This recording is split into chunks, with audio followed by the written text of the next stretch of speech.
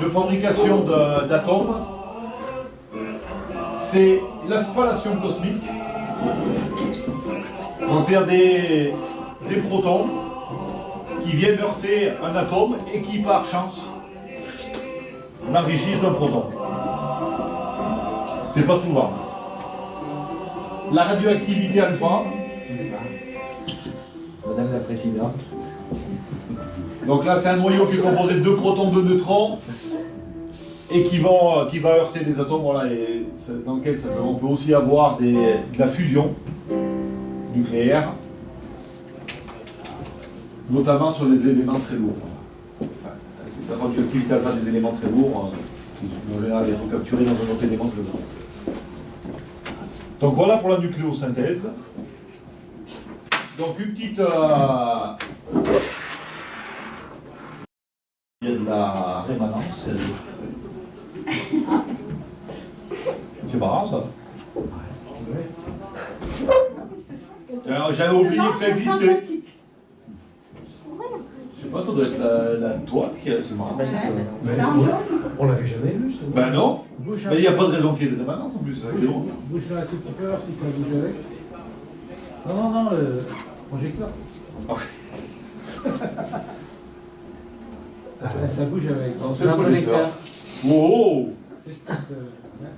Donc pour info, alors voilà, dans les atomes, vous savez qu'il y a des protons, des neutrons, des électrons. On va oublier un petit peu les électrons là, dans les cas qui nous concernent. Donc un atome est défini par son nombre de protons. Donc d'éléments de base positifs. Et il y a souvent, dans les atomes, en fait, la plupart du temps, les atomes sont des isotopes. C'est-à-dire c'est des atomes dans lesquels il y a plus ou moins de neutrons que de protons. Donc ces isotopes, des isotopes très courants, c'est hydrogène, deutérium, tritium. Donc dans l'hydrogène, il n'y a pas de neutrons. Donc il n'y a qu'un élément, un proton, avec un électron qui tourne autour. Dans le deutérium, on a un proton plus un neutron. Et dans le tritium, un proton plus 2 neutrons. Toujours qu'un électron qui tourne autour. Et les neutrons, ils peuvent s'en gréver parce qu'ils sont neutres. Donc ils ne subissent pas la force nucléaire forte, faible. Je ne sais jamais, plus ferai jamais. Forte. C'est la forte, la répulsion électrique entre les protons. Voilà, donc les isotopes, ce sont des atomes sur lesquels il y a plus ou moins de neutrons. Donc la nucléosynthèse primordiale, donc à l'issue du Big Bang, il n'existe que 2 types d'atomes dans l'univers. 92% des atomes sont des atomes d'hydrogène et 8% des atomes sont des atomes d'hélium 4. Et après, il y a des traces d'isotopes de l'hydrogène, donc du deutérium et du tritium. Voilà, donc c'est de l'hydrogène, un proton, un électron, de l'hélium 4, 2 protons, 2 neutrons. On dit toujours, quand on appelle les atomes, on dit atome machin, c'est le nombre total de... C'est la masse atomique. 2 protons, 2 neutrons et 2 électrons pour équilibrer les protons. Et des isotopes, voilà. Donc, après le Big Bang, il n'y a que de l'hydrogène, et il ne s'en est pas fabriqué depuis. Et de l'hélium 4, et il s'en est pas fabriqué depuis. Et bien si, ces étoiles, ça n'arrête pas, c'était pour voir. Ça fait que ça, les étoiles. Donc la nucléosynthèse stellaire, donc tous les atomes autres que l'hydrogène sont créés durant la vie ou la mort violente des étoiles. Donc les étoiles, en fait, c'est des usines à atomes. Donc pour en arriver au fameux incroyable, extraordinaire tableau de... Non, en fait, le tableau n'est pas extraordinaire, mais le Mendeleïev est extraordinaire. Le gars qui a eu l'idée de ça sans les connaître, c'est quand même fort. Par la simple déduction, il a estimé tous les éléments dont il y avait besoin pour faire ce tableau. Après, bon, il y a eu des problèmes, il a fallu rajouter des lignes. Mais les trucs classiques, ça marche bien. Voilà, qui n'ont pas des noms pas possibles, ils les avaient prédits. Voilà, donc ça représente l'ensemble des atomes qui existent. À l'état naturel ou à l'état... là-dedans, il y a aussi des atomes qui sont fabriqués en laboratoire et qui n'existent pas à l'état naturel. Ils ont une durée de vie, voilà. Quand on arrive à fusionner rajouter quelques protons à un noyau, mais c'est pas stable. Donc ça dure pas. Les numéros élevés, là, voilà, c'est une bonne. Donc la vie de l'étoile. Donc on a vu que l'étoile s'allume parce qu'il y a effondrement de nuages moléculaires, les atomes se heurtent, ce qui échauffe la température. Quand la température atteint 15 millions de degrés, la fusion de l'hydrogène commence. La fusion d'hydrogène, c'est deux protons qui arrivent à tenir assez serré et surmonter la force de répulsion, vu que c'est deux protons positifs. Ils ont tendance à, comme deux aimants, deux pôles du même sens d'un aimant, vous avez du mal à les faire toucher. On peut voir un peu, c'est la même chose pour les protons. Donc ils ne veulent pas fusionner. Il faut appliquer beaucoup de force et de confinement et de chaleur pour arriver à les faire fusionner, à passer la barrière, la force de répulsion. Donc 15 millions de degrés Kelvin, les atomes d'hydrogène fusionnent en hélium 4. Donc ça, c'est ce qui se passe dans notre Soleil, c'est ce qui se passe dans la grande majorité des étoiles. La fusion principale qui se produit, c'est hydrogène en hélium 4. Donc là, il y a un tableau que, si je ne sais pas si vous arrivez à le lire. En fait, il y a plusieurs niveaux de fusion, on va les détailler, enfin les passer rapidement. Donc on a la fusion de l'hydrogène, puis avec l'hydrogène, on a fait de l'hélium. Donc l'étape supplémentaire, c'est de fusionner des noyaux d'hélium pour faire quelque chose de plus lourd. Du carbone. Et de fusionner pour faire quelque chose de plus lourd, du néon. Et de l'oxygène, puis du silicium. Ainsi de suite. Donc là, c'est un petit tableau qui, en fonction de la température nécessaire pour démarrer la fusion de ces atomes, fait la relation entre la température et la masse des étoiles. Parce que la température ne peut être atteinte que s'il y a assez de matière pour que l'effondrement, le centre de l'étoile, suite à la gravité, à la quantité de matière, à la masse de l'étoile, la pression à l'intérieur provoque assez d'échauffement pour démarrer la fusion d'un certain niveau. Voilà, donc c'est la masse qui détermine le truc. Sur les petites étoiles, 0,3 masse solaire, elles ont une durée de vie qui pourrait aller jusqu'à 800 milliards d'années, sachant que notre univers n'a que 13 milliards d'années, 13 ou 14.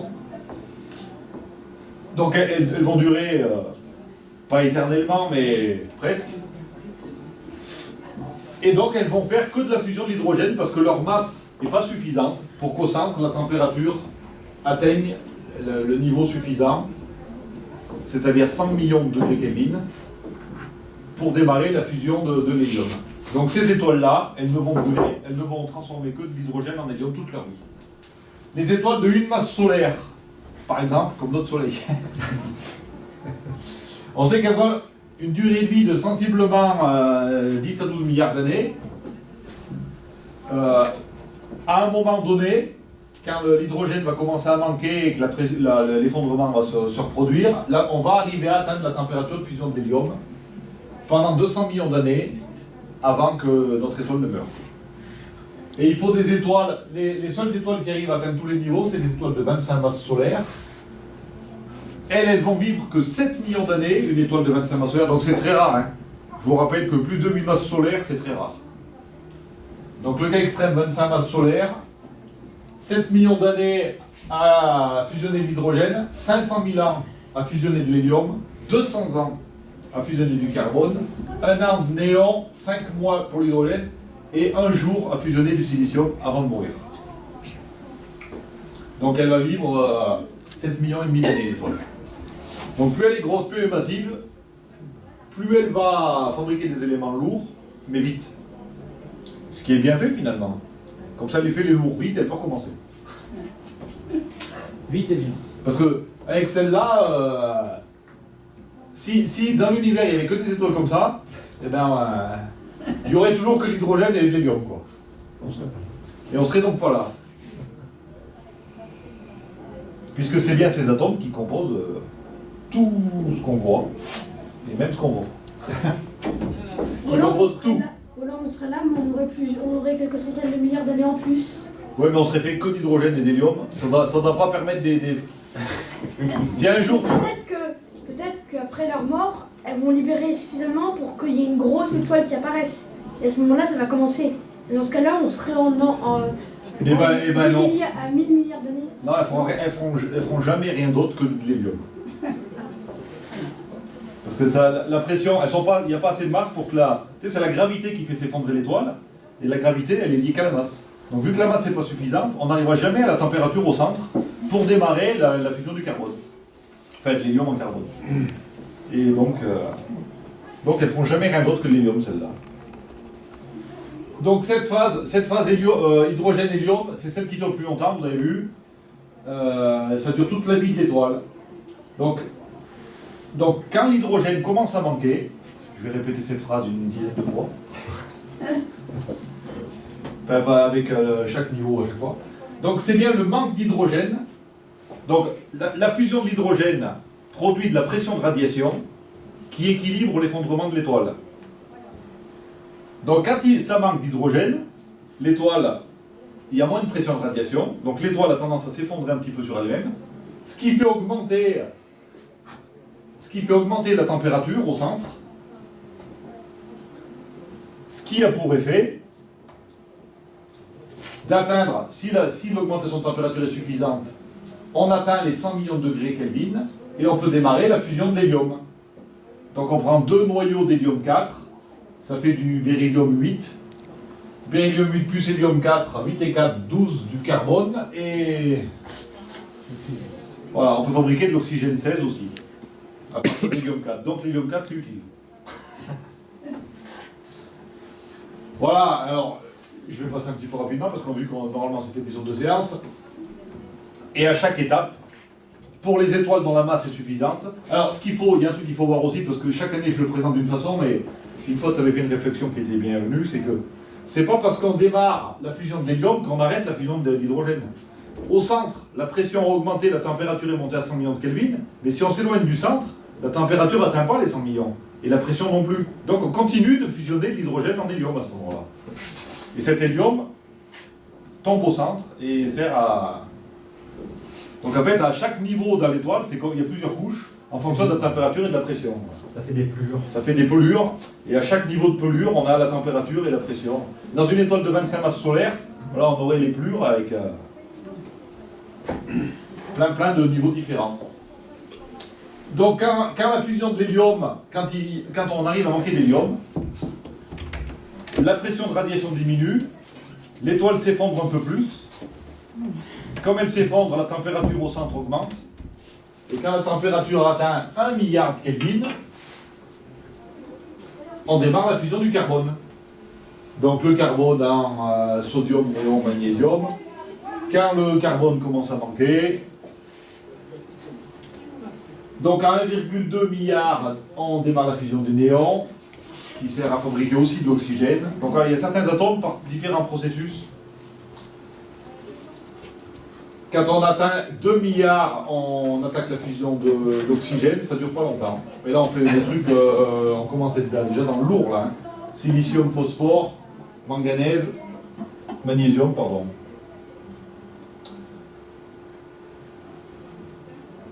Et quand on a du silicium 28, si on arrive à en fusionner 2, on arrive au fer 56.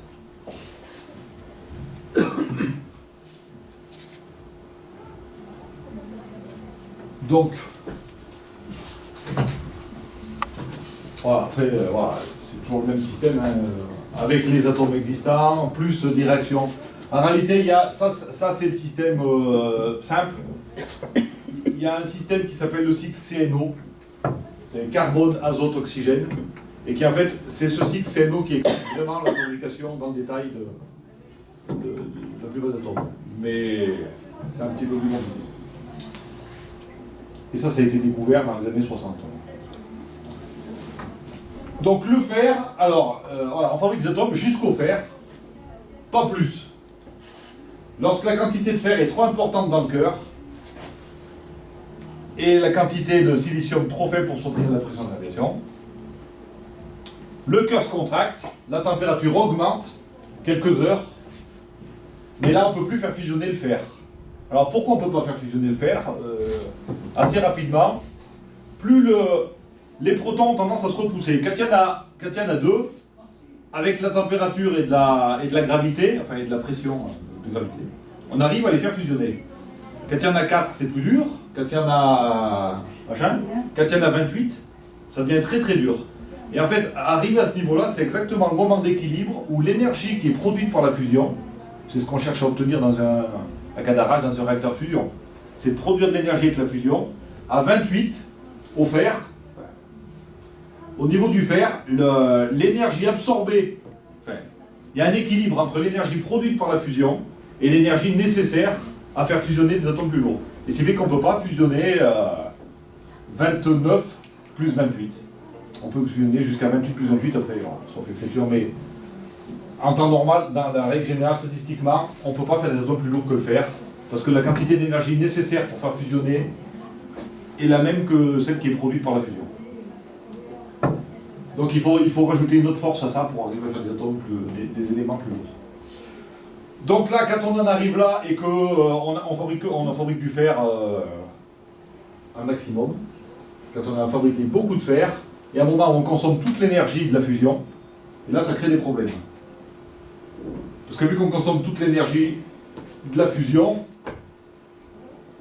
on diminue la pression de radiation, donc toutes les couches s'effondrent sur le truc en quelques heures.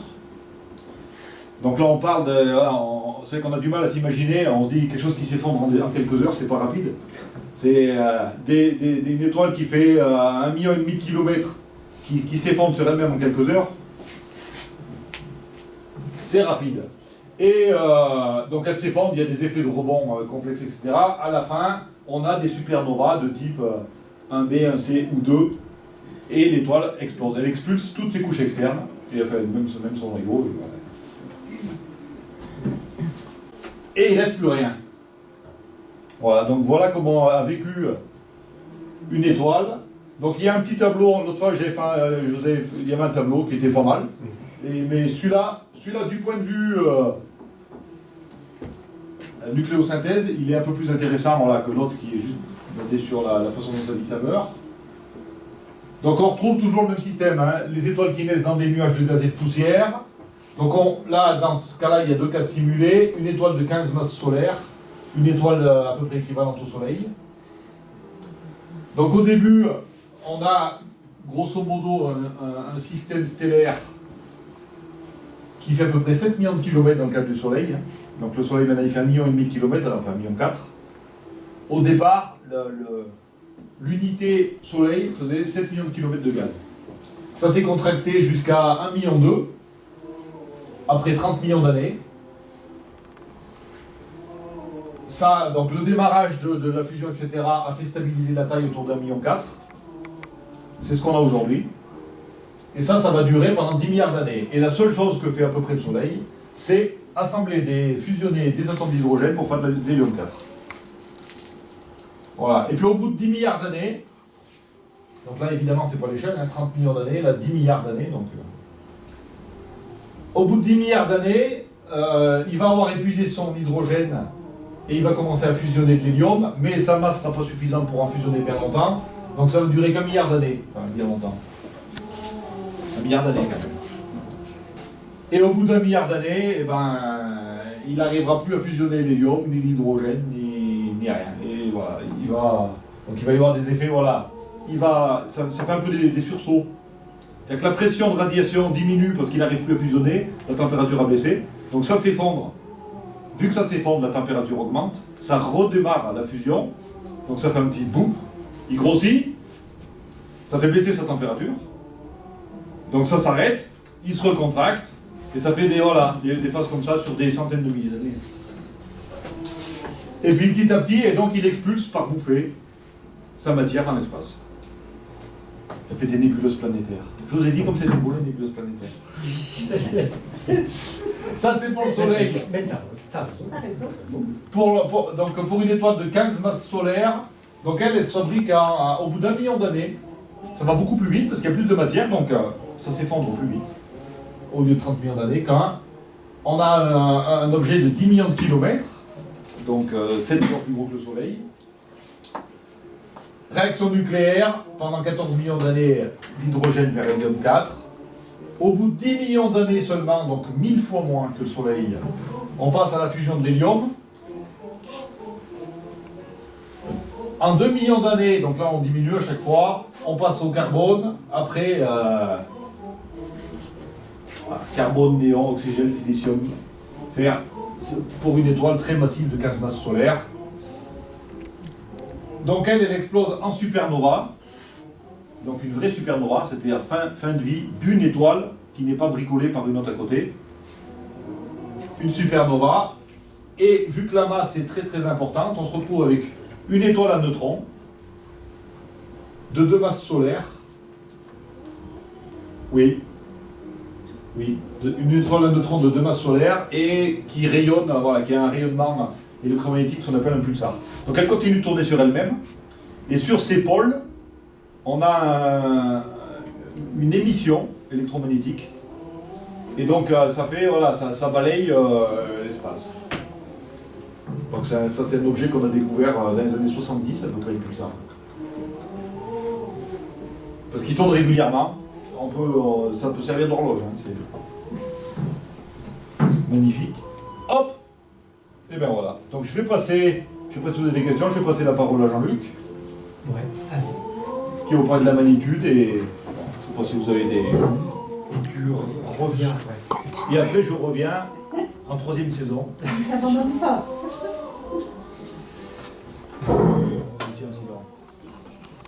Allez, allons-y. Donc ça, c'est la première diapositive que j'avais présentée la semaine passée. Et l'objectif de ce soir, c'est de vous parler de la notion de magnitude des étoiles au pluriel, puisqu'il y en a au moins 2 pour chaque étoile. Tout ce qui est avant, donc c'était fait lors de la première séance, mais je vais peut-être très rapidement faire quelques rappels pour se remémorer un petit peu tout ça. Alors, je vous avais parlé du diagramme HL, qui veut dire diagramme d'Hertzsprung-Russell, Hertzsprung et Russell étant 2 astronomes, donc c'est ce graphique. C'est un graphique luminosité-température. La luminosité des étoiles croît du bas vers le haut, c'est sur l'axe vertical. La température gravue l'axe horizontal, de la droite vers la gauche. Les étoiles qui ont une très grande luminosité sont en haut, celles qui ont une faible luminosité sont en bas, les étoiles froides sont à droite, les chaudes sont à gauche. Température superficielle ici, pas les températures dans le cœur des étoiles dont a parlé Raphaël à l'instant. Ça, c'est la version moderne du diagramme. Il y a 22 000 points. Chaque point représente une étoile. Ces points ne se répartissent pas au hasard dans ce graphique. Ils se concentrent dans certaines zones que j'avais nommées. Je vais leur faire très vite. Tout à fait en haut, avec un exemple pour chaque zone, on a les supergéantes lumineuses, donc supergéantes, ce sont des étoiles énormes. Lumineuses, bah oui, puisqu'elles sont complètement en haut du diagramme HL. Exemple, Richel, de la constellation d'Orion. En dessous, on a les supergéantes, très grosses. On ne dit plus qu'elles sont lumineuses, mais elles le sont quand même beaucoup, puisqu'elles sont sur le haut du diagramme. Elles le sont un peu moins que celles-ci, mais elles le sont quand même beaucoup. Exemple, étoile polaire. En dessous, les géantes lumineuses, comme Almach, de la constellation d'Andromède, puis les géantes dites ordinaires, Aldébaran, de la constellation de Taureau, les sous-géantes, comme Castor, Castor Apolus des Gémeaux, les étoiles de la séquence principale, c'est une diagonale, principale parce qu'on y trouve plus de 80% des étoiles. Alors, pour rebondir sur ce que disait Raphaël, quand une étoile est sur la séquence principale, c'est le cas du Soleil, elle fusionne uniquement son hydrogène en hélium. Elle ne fait que ça. Quand une étoile fusionne autre chose que l'hydrogène, l'hélium, le carbone, etc., elle n'est plus dans la séquence principale, elle a quitté la séquence principale. Elle est quelque part ici. Autrement dit, quand une étoile est ici, elle fusionne uniquement son hydrogène, on dit que l'étoile est adulte. Quand elle est ailleurs, elle a commencé sa phase de vieillesse. Donc le Soleil est là, dans quelques milliards d'années, il va quitter cette zone pour rejoindre d'autres zones, ici. Et puis, il y a les naines blanches. Les naines blanches, ce n'est plus véritablement des étoiles, c'est des cadavres stellaires dont a parlé Raphaël. Voilà.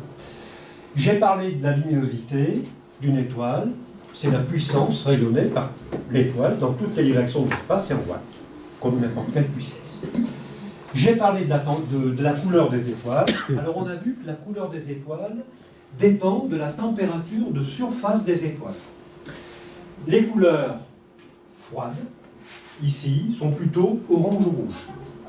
Alors ces étoiles rayonnent dans toutes les couleurs du spectre visible, du violet au rouge, mais elles rayonnent davantage dans le rouge et l'orange que dans les autres couleurs. C'est pour ça que globalement nous apparaissent orange ou rouge.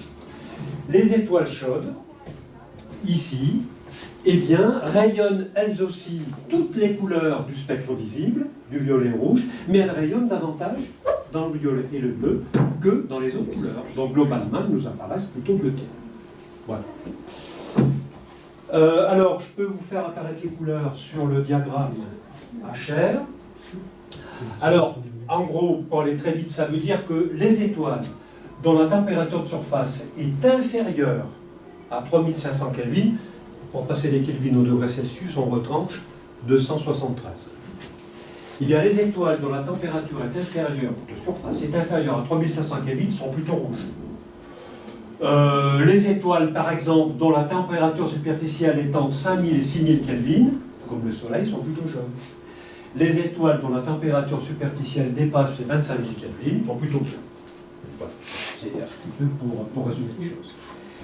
Bien, allez, s'il n'y a pas de questions, on passe à la magnitude, qui est une notion, comme l'a dit Raphaël, qui est incontournable pour les astronomes et les astrophysiciens. Il y a deux magnitudes, deux apparente et absolue, et on va voir ce que ça veut dire, et on va voir quelles informations apportent aux astronomes. Quel est l'intérêt de cette notion? Ça, c'est une capture d'écran de Stellarium.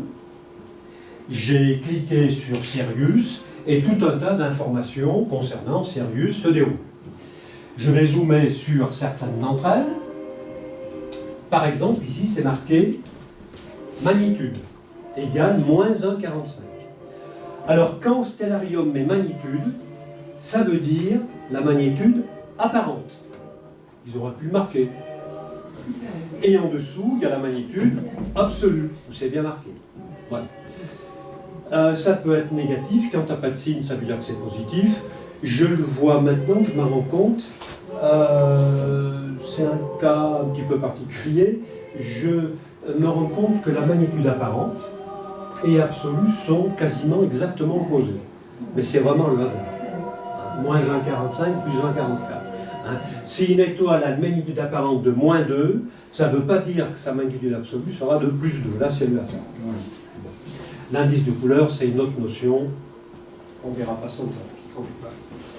Allez, la magnitude apparente, sous-titre, comment comparer l'éclat des étoiles.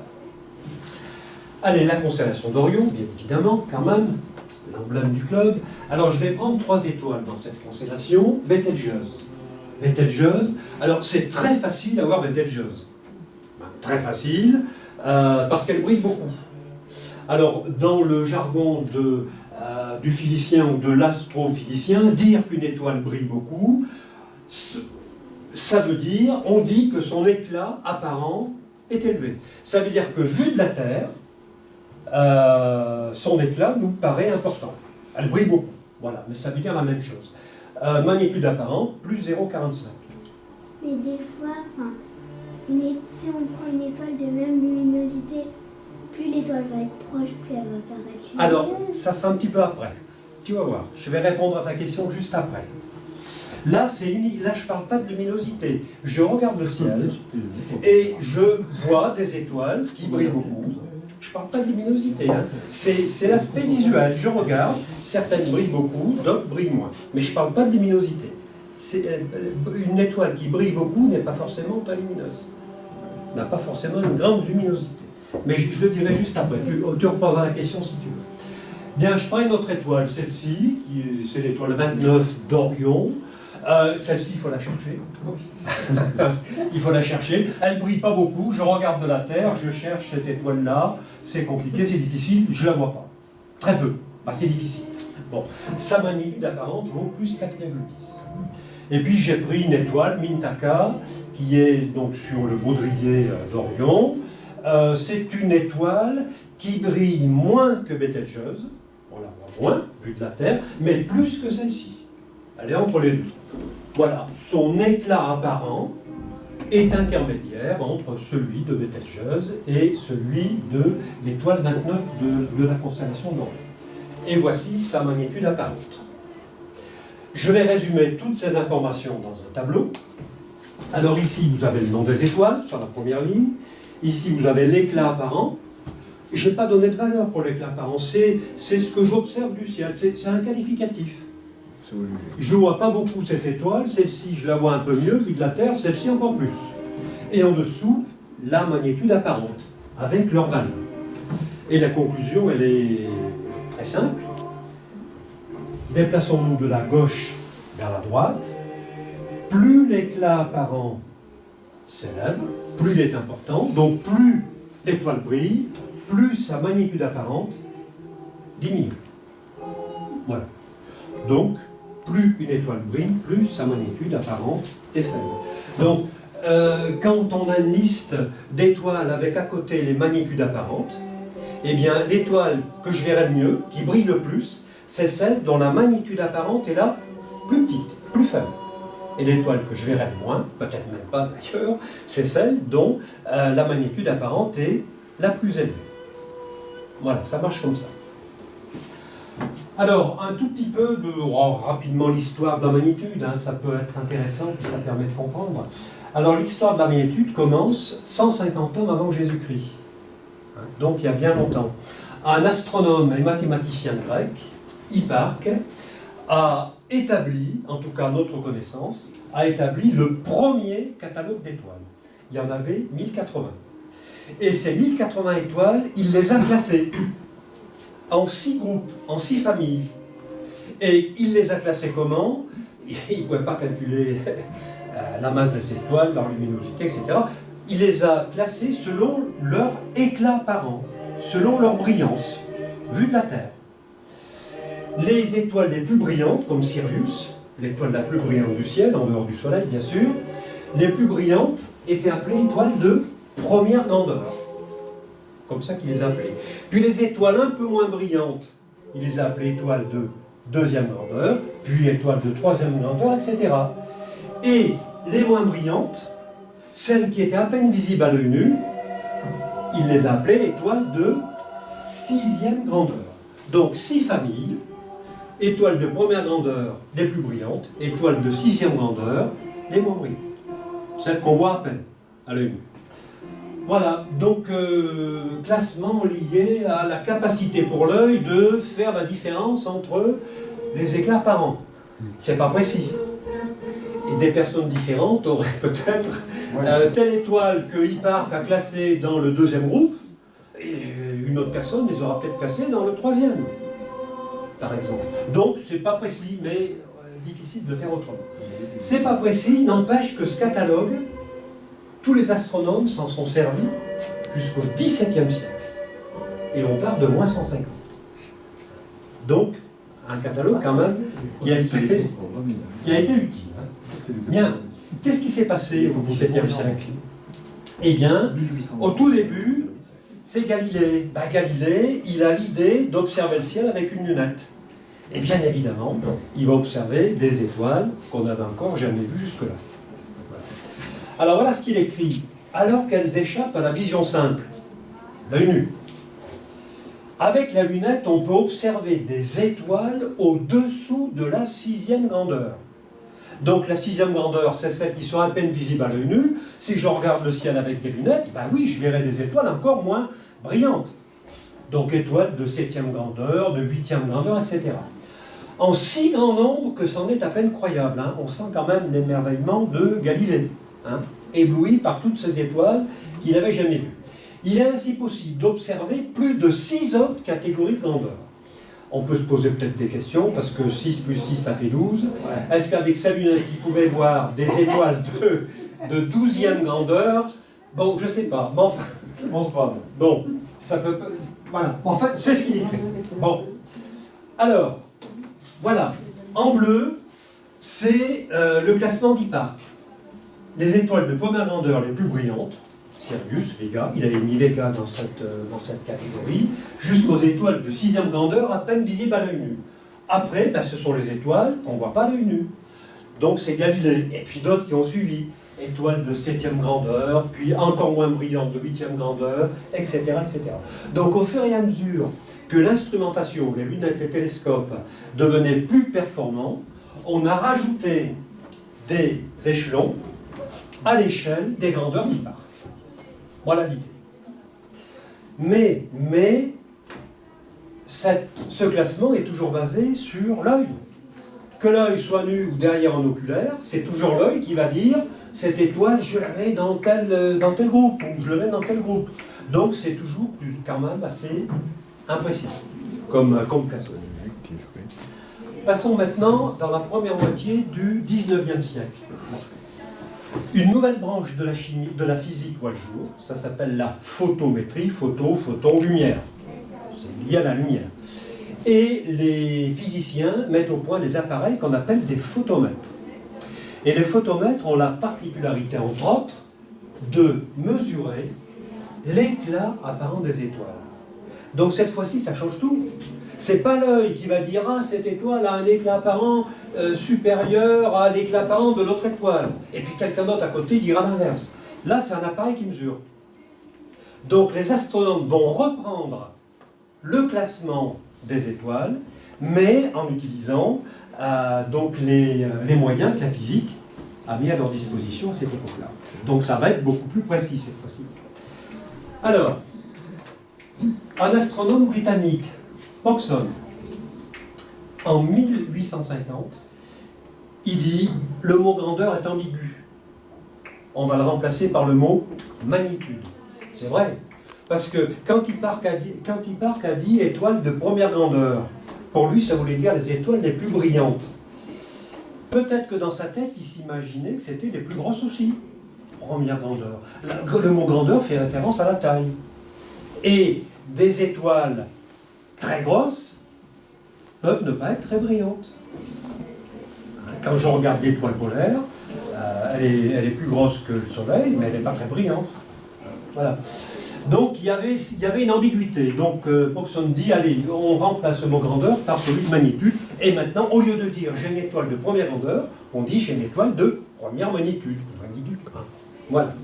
Et puis alors, en 1856, il propose une formule qui permet de déterminer la magnitude des étoiles à partir de leur éclat apparent. Et leur éclat apparent, on peut le mesurer avec les photomètres. Donc j'ai un photomètre, je mesure l'éclat apparent, connaissant l'éclat apparent, je calcule la magnitude apparente. Alors bon, cette formule, il faut bien une formule de temps en temps. Bon, je ne la détaille pas trop, mais vous voyez, ça c'est la magnitude de l'étoile, moins 2, ça c'est une fonction mathématique logarithme, on s'en fiche. Et puis là, vous avez un quotient, un rapport. Au numérateur, c'est l'éclat apparent de l'étoile. On peut mesurer avec un photomètre. Et en dessous, c'est l'éclat apparent d'une étoile qui a été choisie comme référence. C'est Vega qui a été choisi comme référence parce qu'à cette époque-là, milieu du 19e siècle, c'est une étoile qui était bien connue, qu'on avait bien étudiée. Voilà. Allez, un exemple. Alors, dire que l'étoile de référence c'est Vega, ça revient à donner la valeur 0 à la magnitude apparente de Vega. Ça a été un choix qui a été fait, ça aurait pu être autre chose. Hein. Voilà, Vega a une magnitude apparente qui vaut 0. Allez, un petit exemple très vite de calcul. Imaginons une étoile dont l'éclat apparent soit 10 fois supérieur à celui de Vega. Ça veut dire que ce rapport vaut 10. Ce rapport vaut 10. On prend une calculette, n'importe quelle calculette, et on fait log de 10. Log de 10, ça fait 1. 1 multiplié par 2,5, ça fait 2,5. Je mets un moins dedans, ça fait moins 2,5. Donc une étoile dont l'éclat apparent est 10 fois supérieur à celui de Vega a une magnitude apparente de moins 2,5. Voilà comment ça se calcule. Voilà. Enfin, donc, on s'en fiche un petit peu. Allez, je repasse. Hop. Oui, mais ça ne va pas changer. Mais ça, voilà, ça n'a pas changé. Voilà, tout à fait. Tout à fait. Donc, une nouvelle échelle des magnitudes se met en place. Elle est toujours utilisée, mais on va voir que Pogson, je ne sais pas si c'est par respect à Hipparque, ou si c'est parce que l'habitude s'est installée depuis moins 150 avant Jésus-Christ, il a gardé plein de choses d'Hipparque. Alors, on va voir. Dominant d'habitude. Alors, voici le système de Pogson. Alors, ici, un axe des magnitudes qui croît de la gauche vers la droite. Moins 1, 0, 1, etc. J'ai pris 6 étoiles. Celle-ci a une magnitude qui vaut 1, celle-ci une magnitude qui vaut 2, etc. Voilà. Qu'avait dit Hipparque? Il avait dit les étoiles de 6e grandeur sont les étoiles qui sont juste visibles à l'œil nu. Que dit cet astronome? Les étoiles de magnitude 6, ce sont celles qui sont à peine visibles à l'œil nu. Donc il a gardé la même idée. C'est pareil. Autre chose. Alors, j'ai noté E, l'éclat apparent, qu'on mesure avec un photomètre. 6, c'est l'éclat apparent de cette étoile, dont la magnitude apparente vaut 6. Que dit Hipparque? Il dit que plus la magnitude est faible, donc je me déplace vers la gauche, plus l'étoile brille, plus son éclat apparent est important. Eh bien, Pogson, il dit exactement la même chose. Sauf que il donne des valeurs. Il est beaucoup plus précis. Alors, qu'est-ce qu'on fait? Cette étoile de magnitude 5 brille plus que celle-ci. C'est normal, la magnitude diminue, comme les grandeurs diminuent. Mais c'est plus précis. Cette étoile a un éclat apparent 2,5 fois plus élevé que l'éclat apparent de cette étoile. 2,5. Voilà. L'étoile de magnitude 4 a un éclat apparent 2,5 fois plus que l'éclat apparent de celle-ci. Donc, chaque fois qu'on se déplace d'un cran vers la gauche, l'éclat apparent est multiplié par 2,5. Voilà, c'est Pogson qui fait ça. Voilà, donc je continue. Et voilà. Maintenant, je vous propose de comparer l'éclat apparent de cette étoile de magnitude 1 avec l'éclat apparent de cette étoile de magnitude 6. Allons-y. Alors oui, une petite remarque, 2,5 en fait c'est 2,512 et des poussières. Bon. Allez, E1 égale 2,5 fois E2, c'est marqué là. Mais ce E2 qui est là, c'est ça. C'est 2,5 fois l'éclat apparent E3. Donc ce E2 qui est là, je vais le remplacer par tout ça. Bon, E2, je vais remplacer par tout ça. Ce E3 qui est là, je peux le remplacer par tout ça. D'accord? Le E4, je le remplace par tout ça. Le E5, je le remplace par tout ça. Et voilà, au bout, le résultat auquel on arrive. Et quand on fait le calcul, E1 égale 2,5 fois 2,5, etc. E6, quand on fait le calcul, ça fait 100. Alors ça fait 100 si on prend ça, 212. Si on prend le 5, c'est un petit peu en dessous de ça. Autrement dit, l'étoile de magnitude 1 a un éclat apparent 100 fois plus élevé que l'étoile de magnitude 6. Entre les deux magnitudes, il y a combien? 6 moins 1, ça fait 5. Donc quand on a un écart de 5 magnitudes, les éclats apparents sont multipliés par ça. Voilà. Allez, je résume. Plus la magnitude apparente d'une étoile est faible, plus elle brille. Dit autrement, plus son éclat apparent est important. Alors là, il y a 6 étoiles.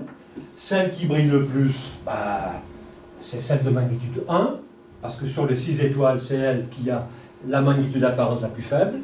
Et celle qui brille le moins, c'est celle de magnitude 6.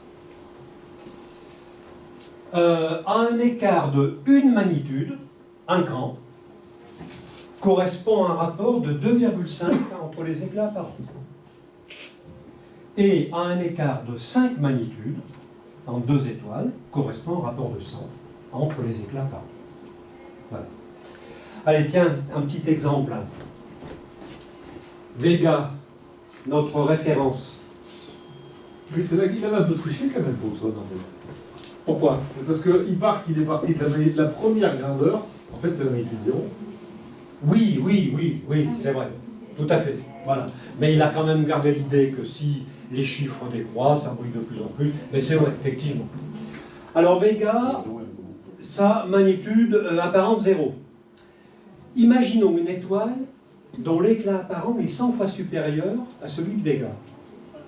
Éclat apparent 100 fois supérieur à celui de Vega. Quelle serait sa magnitude apparente? De grade 5, de magnitude 5. Alors, Elle serait de... un éclat apparent, donc il y a un écart de 5, tu as raison. Mais un éclat apparent 100 fois plus fort, ça veut dire que sa magnitude sera plus faible. Elle sera plus faible de 5. Mais ça fait 0 moins 5, ça fait moins 5. Cette étoile aurait une magnitude apparente de moins 5. Voilà. Alors, ça se calcule aisément avec ça. Avec ça. Si l'étoile a un éclat apparent 100 fois supérieur à celui de Vega, tout ça, ça vaut 100. Logarithme de 100, on prend une calculette. Attends, je réponds juste après. On prend une calculette, logarithme de 100, ça fait 2. Ça fait 2.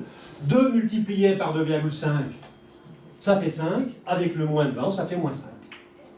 Voilà. Vas-y. Tu voulais poser une question? Vérifie. Elle y croit pas? Vas-y. L'image juste avant. Ouais. Attends. Il y avait, Attends. Tac. il y avait une limite. Alors, il y a une limite? Non, en fait, là j'ai pris que 6 étoiles comme exemple. Mais il n'y a pas de limite. Hein. Il n'y a pas de limite. Une étoile de magnitude 3 aura un éclat apparent 100 fois plus élevé qu'une étoile de magnitude 8. 3 plus 5, ça fait 8. Si on prolongeait la limite.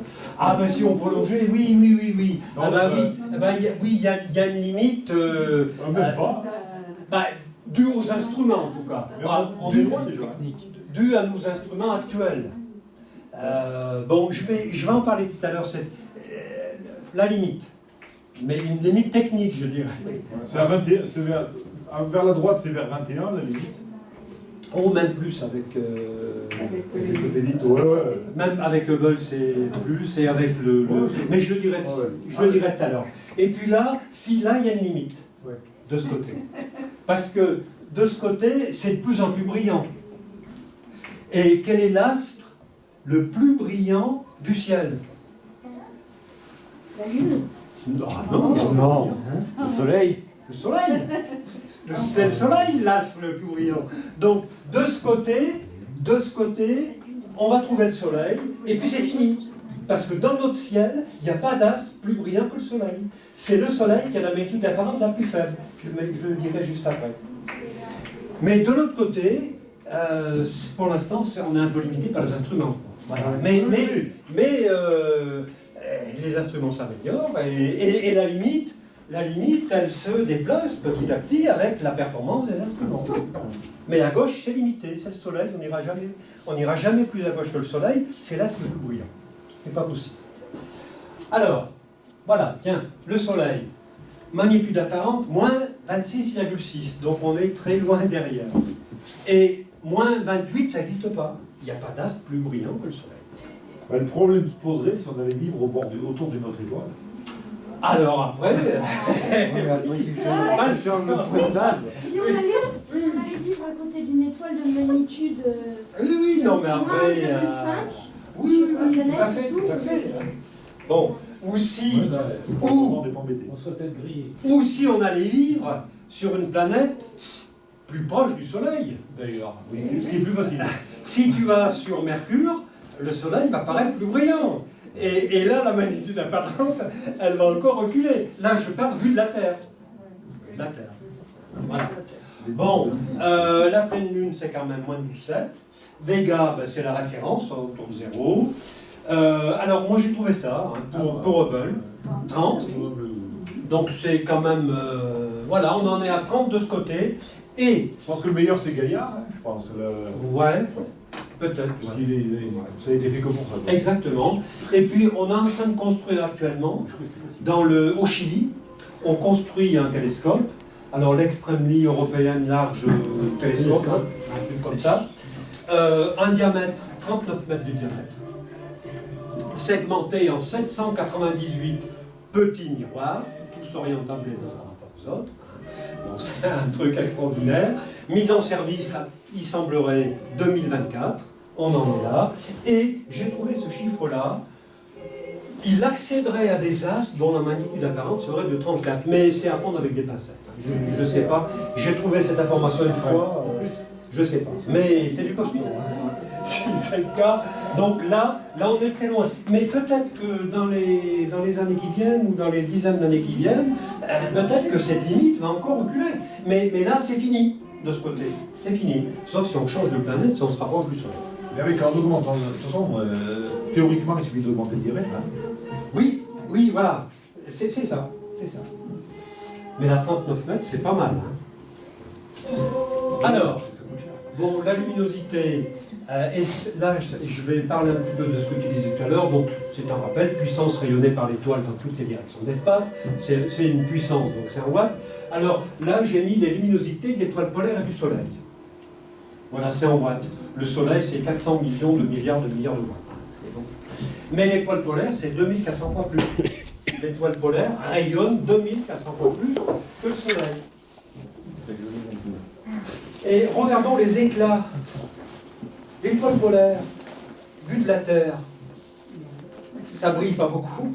Son éclat apparaît faible. La preuve, c'est que l'été, quand il y a les animations, eh bien, l'excellent Gérard et l'excellent Pierre donnent des astuces pour dire aux gens qui viennent visiter, ben voilà, pour l'étoile polaire, si vous voulez la voir, on va partir de la Grande Ourse, on va compter cette distance 5 fois. Parce que quand on n'a pas trop l'habitude, l'étoile polaire, elle apparaît pas comme ça. Enfin, c'est pas évident. Elle ne saute pas au visage.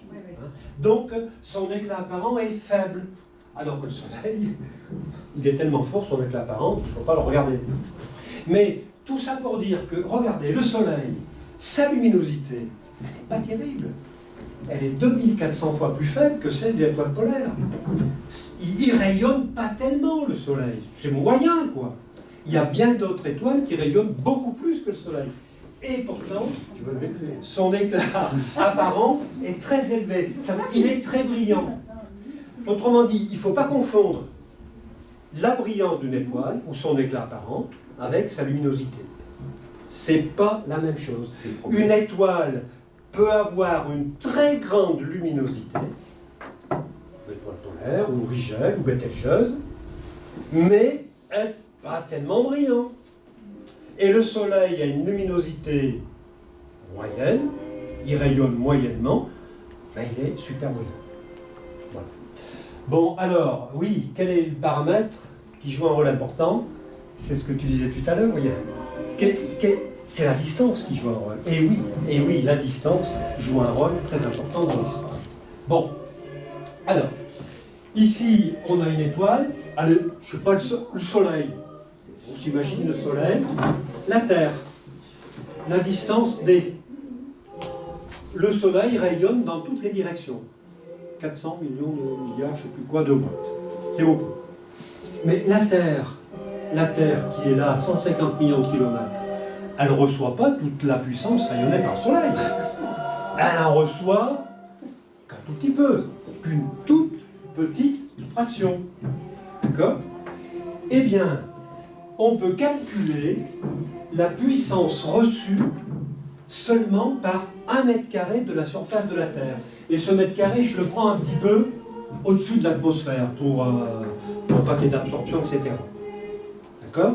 Donc, il est possible, je vais vous donner la formule, de calculer la toute petite fraction de puissance émise par le Soleil, si c'est le Soleil, et reçue par, supposons que ça fasse 1 mètre carré, est reçue par 1 mètre carré. Je regarde le Soleil, ça fait 1 mètre carré, je reçois une certaine puissance, mais c'est pas grand-chose, surtout ce que le Soleil rayonne. Alors, comment on fait? Bon, c'est cette formule. il faut diviser, avant que je le démontrais mais je ne le fais plus, il faut diviser la puissance totale rayonnée par le Soleil, c'est ce qu'on appelle sa luminosité, et on divise par 4 pi d au carré, d étant la distance. La surface de la sphère. Voilà, c'est ça. La surface de cette sphère. Voilà. Bien, et quand on fait ce calcul, cette puissance reçue par 1 mètre carré, c'est ça qu'on appelle l'éclat apparent. C'est ça. Et comme la luminosité, la puissance rayonnée s'exprime en watts, et comme la distance dans le calcul, on la met en mètres, mètre au carré, ça fait des mètres carrés, ça fait donc des watts par mètre carré. Watts par mètre carré. Un éclat apparent se mesure en watts par mètre carré. Voilà. Alors, calcul, c'est facile à faire. L'étoile polaire, le Soleil, voici leur luminosité. Les distances, je les ai mis en années-lumière. Bon, mais dans le calcul, il faut tout transformer en mètres. Et j'ai calculé l'éclat apparent par cette formule. Pour l'étoile polaire, c'est ça. Je vais commencer par le Soleil. 1361 watts. Ça veut dire que si je me mets face au Soleil, et si ma feuille fait 1 mètre carré, eh bien cette feuille reçoit une puissance de 1361 watts. Ce qui est énorme. Ce qui est énorme. Ce qui est énorme. Voilà. Voilà ce que ça veut dire. Mais si je fais pareil avec l'étoile polaire, eh bien, voilà ce que ça donne. 4 milliardièmes de watts. Ça veut dire que sur ma feuille qui fait 1 mètre carré, ben, je ne reçois pas grand-chose de l'étoile polaire. Et pourtant, l'étoile polaire a une luminosité 2400 fois supérieure à celle du Soleil.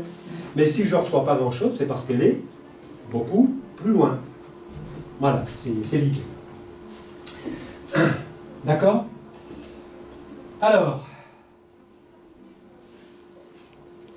Ah non. oui. je me suis trompé Et j'ai le papier.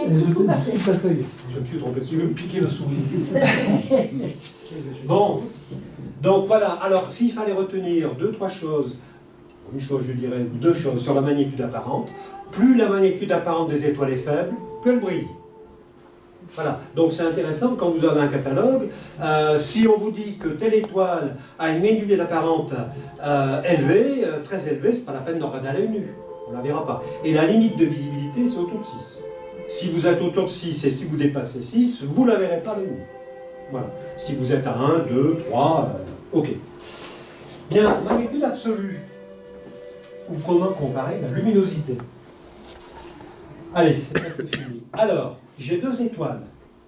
Celle de gauche, sa luminosité, c'est L1. Elle rayonne une certaine puissance. Celle de droite, c'est L2. Elle rayonne une autre puissance. Leur magnitude apparente, je les ai notées, M1 et M2. Bon. Vu de la Terre, elles ont un certain éclat apparent, ça me donne des magnitudes apparentes. La première est distante de la Terre de 5, alors PC, ça veut dire parsec. Je vous dirai pourquoi on prend le parsec. Un parsec, c'est 3,26 années-lumière. Bon. Et l'autre, elle est à 15 parsecs. J'ai mis 15 au hasard. Je voulais que ça soit plus grand comme distance. J'ai mis 15. Bon.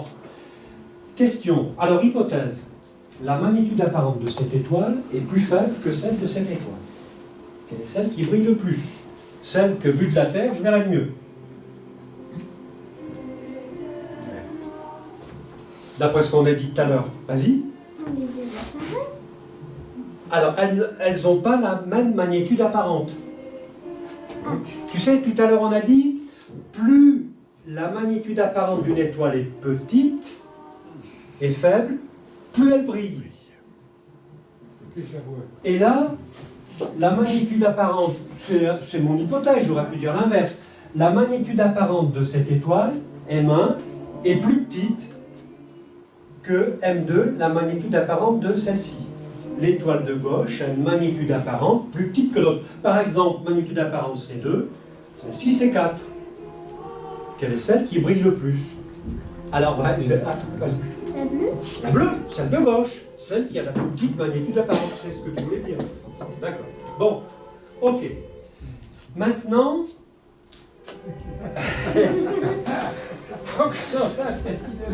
elles se ressemblent, c'est les mêmes, non? C'est les mêmes, mais la mienne est plus jolie. Bon, celle de gauche, la bleue. Elle marche trop bien. Bon, deuxième question. Est-ce qu'on peut comparer leur luminosité? celle-ci brille plus que celle-ci, mais est-ce que je peux en déduire que celle de gauche, par exemple, rayonne plus que celle de droite? C'est pas possible. Alors, celle-ci, elle brille plus que celle de droite, peut-être parce qu'elle est plus proche. Elle est plus proche. Mais peut-être aussi que sa luminosité est plus grande que celle de l'autre. On ne sait pas. On ne sait pas. Si je veux comparer les luminosités, je n'y arriverai pas avec les magnitudes apparentes. C'est pas possible. Parce qu'il y a cet aspect de distance qui joue un rôle. Alors non, sauf si. Alors qu'est-ce qu'il faudrait faire si on voulait comparer les luminosités de ces étoiles? Vas-y. Il faudrait obtenir la quantité de lumière de la sphère comme tout à l'heure. Oui, mais plus simple et même sans... Enfin, si, il faut faire des calculs, mais c'est pas l'idée des astronomes. Il y a cette distance qui nous embête. Alors, Faire comme si c'était à la même distance. il faut faire comme si elles étaient à la même distance. Donc, les astronomes se sont dit, plaçons toutes les étoiles virtuellement à la même distance. Voilà, donc on s'imagine, hein, voilà, je prends cette étoile, je la mets à telle distance, je prends l'autre étoile à la même distance, etc. Et cette distance a été fixée par les astronomes, c'est une convention, elle a été fixée à 10 parsecs. Pour ça, je vous parlais de parsec. Et comme un parsec, c'est 3,26 années-lumière, je multiplie par 10, ça fait 32,6 années-lumière. Donc les astronomes se sont dit, virtuellement, plaçons toutes les étoiles à la même distance de la Terre. Par convention, c'est 10 parsecs. Bon. Ok, et bien allons-y. Plaçons ces deux étoiles à la même distance. Donc j'en ai éloigné une, celle de gauche, et j'ai rapproché l'autre, celle de droite. Maintenant, elles sont toutes les deux à la même distance. Alors, au niveau des lettres, quand une étoile est à une distance de 10 parsecs, sa magnitude apparente, jusqu'à présent, sa magnitude apparente, je l'avais notée par la lettre petit m. Si une étoile est à 10 parsecs, sa magnitude apparente, je vais la noter par une lettre majuscule, grand M, pour ne pas confondre. Bon, allez, hypothèse. Ces deux étoiles sont à la même distance de la Terre. Hypothèse, la magnitude apparente de cette étoile, supposée être à 10 parsecs, est plus faible que la magnitude apparente de cette étoile, toujours supposée être à 10 parsecs. Est-ce qu'on peut comparer la luminosité? Oui, Ouais. vu qu'elles sont à la même distance, Donc, c'est donc l'étoile bleue qui brille le plus. voilà. Puisque la magnitude apparente de celle-ci est plus faible que celle-ci, ça veut dire qu'elle brille plus. Mais si elle brille plus, c'est bien à cause de sa luminosité. Je ne peux plus invoquer la distance, puisque les deux distances sont les mêmes. Voilà l'idée. Et la magnitude apparente, alors oui, c'est celle de gauche qui sera qui aura une luminosité supérieure à celle de droite, et la magnitude apparente d'une étoile située à 10 parsecs, c'est ça qu'on appelle la magnitude absolue. Donc la magnitude absolue, c'est la magnitude apparente à 10 parsecs. Et regardez, ce qui est intéressant, c'est ça. Si une étoile a une magnitude, je l'appelle absolue maintenant, magnitude apparente à 10 parsecs, ça se dit magnitude absolue. Si une étoile a une magnitude absolue plus faible que celle de l'étoile numéro 2, la luminosité de la première est plus élevée que celle de la deuxième. Donc cette fois-ci, je pourrais comparer les luminosités avec les magnitudes absolues. Et plus la magnitude absolue est faible, plus la luminosité est grande. Voilà. On retrouve la même chose que pour les magnitudes apparentes, sauf que les magnitudes apparentes, c'est pour comparer les brillances, les éclats. Là, c'est pour comparer les luminosités, les puissances rayonnées. C'est pas tout à fait la même chose. Alors, quelques exemples. J'ai pris 5 étoiles avec les magnitudes apparentes et absolues. Tenez au fait, la magnitude absolue du Soleil, c'est-à-dire sa magnitude apparente qu'il aurait si je le mettais à 10 parsecs. On l'éloigne, hein, parce que on l'éloigne. il serait à plus de 30 années-lumière, alors que là, il est à côté de nous, 150 millions de kilomètres. Eh bien, si on le mettait à 10 parsecs, voici la magnitude qu'il aurait. On sait que la limite de luminosité, c'est autour de 6. Ça veut dire que le soleil, on ne verrait pas beaucoup. Si on le mettait, ça serait tout juste. Si on le mettait à 10 parsecs. Bon, allez. Arcturus est à 33 années-lumière. Je sais jamais. Arcturus.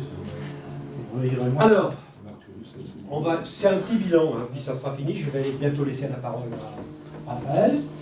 Alors, 4 étoiles, deuxième colonne, magnitude apparente, troisième colonne, magnitude absolue. Vas-y. Alors, quelle est l'étoile qui brille le plus? Celle qui, vue de la Terre, je vois le mieux. C'est Capella. Alors, c'est Vous Capella.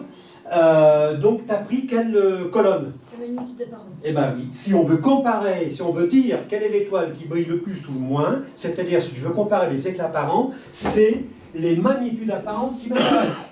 Ça, je ne peux pas. Magnitude apparente. Eh bien, c'est celle qui a la plus petite magnitude apparente. Et c'est Capella. Alors, on utilise les magnitudes apparentes, et c'est bien Capella. Quelle est celle qui brille le moins? C'est la polaire, puisque c'est celle qui a la plus grande magnitude apparente. C'est la polaire. Ok. Ça, c'est pour comparer les éclats apparents, ou c'est pour dire quelle est celle qui brille le plus, celle qui brille le moins. Je regarde les magnitudes apparentes. Maintenant, les magnitudes... Alors, quelle est l'étoile ayant la plus grande luminosité? Anitac, Alors, tu prends quoi comme colonne? la magnitude absolue. Eh bien voilà, si on veut comparer les luminosités, ce n'est plus les magnitudes apparentes que je regarde, que je compare, mais c'est les magnitudes absolues. Et c'est celle qui a la plus petite magnitude absolue. C'est-à-dire, oui, tu as dit, c'est celle qui a Anitac. Ouais. Et celle qui a la plus faible luminosité, eh bien c'est l'inverse, c'est celle qui a la magnitude absolue la plus élevée. Tiens, il se trouve que c'est tout négatif. Ça serait laquelle la plus élevée? Quel est le chiffre le plus élevé là parmi tous ces chiffres? C'est moins 0,5, c'est Capella. Voilà, c'est Capella. c'est pas très étonnant que les magnitudes soient toutes négatives. Parce que les étoiles qu'on a nommées, c'est des étoiles qui brillent énormément. Tout à fait. Et elles brillent énormément de loin. Alors, C'est logique. C'est logique. Tout l'exposé. Alors, ici, j'ai fait le tableau des luminosités comparées à celle du Soleil. Celle qui brille, celle qui a la plus grande luminosité admittable, oui, 40 000 fois celle du Soleil. La plus faible, Capella, c'est quand même 80 fois celle du Soleil. Bon, alors, terminons. Capella. c'est ma Capella. Ta Capella. Bon, Ça, c'est pas la tienne. allez, je reviens là-dessus. Luminosité. Et là, je vous l'avais encore jamais dit, mais cet axe, maintenant que je peux le dire, cet axe, il est gradué en magnitude absolue. Et les magnitudes absolues croissent, c'est l'inverse, du haut vers le bas. Quand on a des petites magnitudes absolues, on a des grandes luminosités. Et quand on a des grandes magnitudes absolues, on a des faibles luminosités. Ça varie en sens inverse. C'est ce qu'on a vu tout à l'heure. C'est un tableau qui est tout. Voilà, donc la luminosité d'une étoile est d'autant plus élevée que sa magnitude absolue. Dernière chose, alors, il existe une relation mathématique entre la magnitude apparente, petit m, la magnitude absolue, grand M, et la distance. Allez, ça sera la deuxième et dernière. On s'en fiche un petit peu. Magnitude apparente, magnitude absolue, la distance. Mais ce qui est intéressant, c'est que si sur ces trois grandeurs, petit m, grand M et d, si sur ces trois grandeurs on en connaît deux, avec cette formule on trouvera la troisième. Voilà. Donc si on connaît la magnitude apparente et la distance, on peut déterminer la magnitude absolue. Si on connaît les deux magnitudes, apparente et absolue, on pourra trouver la distance. Et même mieux, c'est même pas la peine de connaître petit m et grand M. Ce qui nous intéresse, c'est pas cette valeur et pas cette valeur dans cette formule. C'est leur différence. 5 moins 4 ou 8 moins 7 ou 10 moins 9, c'est pareil. Si on connaît, si on arrive, et il y a des astuces pour ça, si on arrive à trouver la différence entre ces deux magnitudes, même sans connaître leur valeur, c'est la différence, eh bien on arrivera à trouver la distance. Ça on l'utilise pour les amas d'étoiles, entre autres. On peut trouver la distance des amas d'étoiles à partir de cette formule et connaissant cette différence. Et on utilise d'ailleurs le tableau HR pour faire ça. Ah oui. Allez, je résume. La connaissance des magnitudes apparentes permet de comparer leurs éclats apparents, celles qui brillent le plus ou moins. Ça permet de savoir si les étoiles sont visibles à l'œil nu. La limite, c'est autour de 6. La connaissance des magnitudes absolues permet de comparer leur luminosité, leur puissance réunie. Et la connaissance des magnitudes apparentes et absolues d'une étoile permet de trouver la distance. Voilà. Bon, ben voilà, si on a ça en tête, on a tout compris. En gros, des magnitudes. Et maintenant, Attends, à toi, Raphaël. C'était même prévu. Ah, c'était. Ouais, j'avais prévu. Quelle organisation. Tiens, quelle organisation. Atelier étoile 3 déjà. Il y a un moins quart, ça sera 4. Donc le temps file. Jean-Luc vous a parlé un petit peu de. Alors, je vais vous parler de deux notions importantes où vous en reparlez, puisque Jean-Luc l'a déjà évoqué dans le tableau Hertzsprung-Russell. C'est donc le type spectral et les classes de luminosité, donc ces deux notions. Donc le type spectral, c'est la notion qui est basée sur la température. En haut du tableau HR. Et les classes de luminosité, en fait, ça correspond aux lignes supergéantes lumineuses, séquences principales, etc. Ce sont ça les classes de luminosité. Donc quelques exemples. Le Soleil, on dit que c'est une étoile de type G2,5. Donc la classe de luminosité est tournée en chiffres romains. Donc le Soleil, c'est une G2,5. Donc elle est de type spectral G2 et classe de luminosité 5. Rigel, donc méthode Beta-Orionis, c'est une B8-1A. Donc type spectral B8, classe de luminosité 1A. C'est celles qui font les supernovas noirs s'il y a une naine blanche à côté. Et Aldébaran, c'est une K5-3, donc type spectral K5, classe de luminosité 3.